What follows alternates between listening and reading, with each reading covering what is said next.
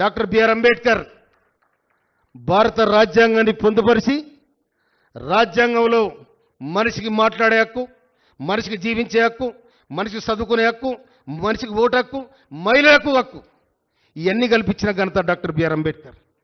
అందుకోసమని ఇవాళ మనం కూర్చోగలుగుతున్నాం. ఇక్కడ భారత రాజ్యాంగం మార్చాలని కొంతమందికి ఉంటే ఉండొచ్చు, కానీ దానికి ఎవడని చేస్తే తొక్కిసిపెట్టే కార్యక్రమం కూడా ఉంటుంది. దాంట్లో ఇవ్వడానికి వచ్చే ప్రసక్తే ఉండదు. ఎందుకంటే మనం ఇవాళ ఇక్కడ కూర్చొని మాట్లాడుతున్నామంటే రాజ్యాంగం మనం కల్పించిన రైట్స్ ఇది.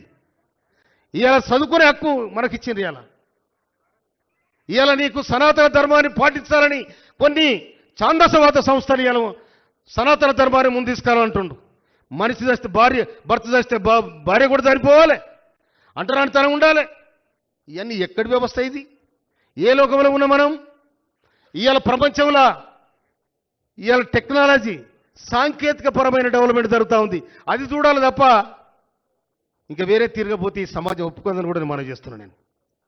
అందుకోసమనే ఈ గొప్ప కార్యాన్ని నిర్వహించిన ఈ సెక్రటరీ గారికి, దీనికి ఆదేశించిన ముఖ్యమంత్రి గారికి, ఇక్కడొచ్చిన నా అన్నదమ్ములకు, ఇక్కడొచ్చిన టీచర్స్కు నేనైతే నిండుగా మీకు ధన్యవాదాలు తెలియజేస్తా ఉన్నా.